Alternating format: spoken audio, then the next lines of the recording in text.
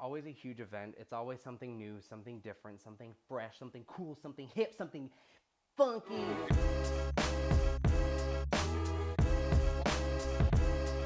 Hello everyone and welcome back to another installment of Vinny Views. I am Vinny and today we are going to take a pretty cool countdown look at Britney Spears songs, specifically her first singles. Every album has a first single and the first single is very important because it kind of sets the pace for what the rest of the album should be. And every one of Britney Spears' first singles from all 11 of her albums has been memorable in and of itself. So today we're going to count down all of those first singles. So let's get it started. Number 11 is Oops, I Did It Again from her Oops, I Did It Again album.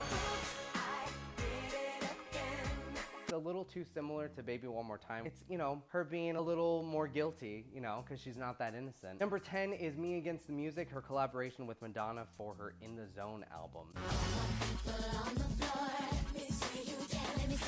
The song is very catchy, it's fun, it's very danceable, but it's not as memorable as a lot of her other singles, which is why it's towards the bottom. Not bad, but it's not amazing. Number 9 is My Prerogative from her My Prerogative Greatest Hits album. That's my prerogative. She put out a Greatest Hits album, and of course you have to have some kind of new material to go with it to promote it. And she decided to cover My Prerogative by Bobby Brown. It's a little bit more poppy, but it still has that kind of dark, scary vibe to it. It was during the whole like Kevin Federline chaotic time, so it was just a very appropriate song to tell people, get the hell out of my life. Number 8 is Hold It Against Me from her Femme Fatale album.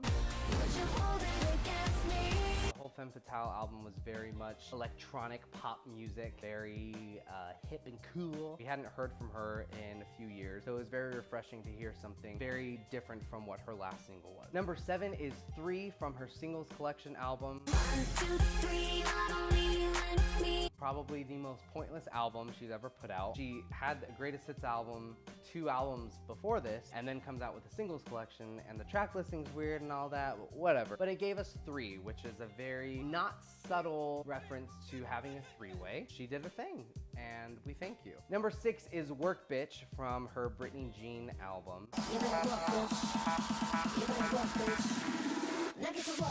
While the album itself wasn't the most amazing piece of work that she's put out, the Work Bitch song is probably her fiercest song ever. Number 5 is Make Me from her newest album, Glory.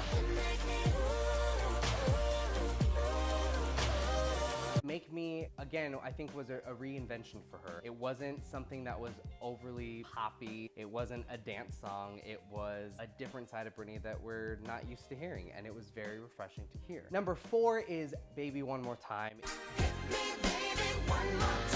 It's her debut single. It's our first impression, so of course it has to be one of the most memorable first singles of her career. Number 3 is Womanizer from her album Circus.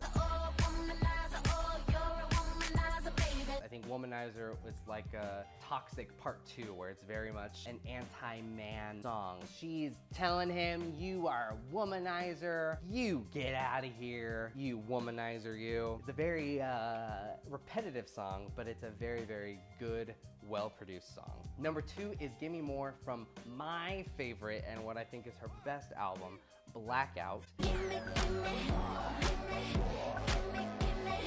Gimme More got a lot of bad press because of her performance at the VMAs that year where she looked drunk and out of her mind. The song itself is another reinvention. It wasn't something super poppy. It was dark, it was danceable, it was very R&B influenced, and it was very, very good. And her number 1 first single in Britney Spears' collection is I'm a Slave for You from her Britney album.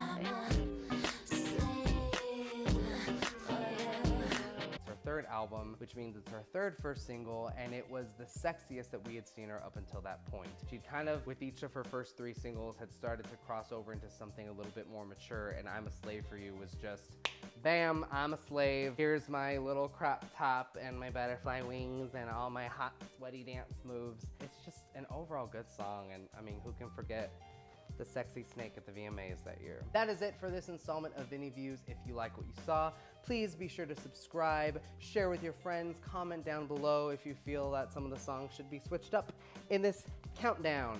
Let me know. I want to hear it. I will see you next time on Vinny Views. Bye!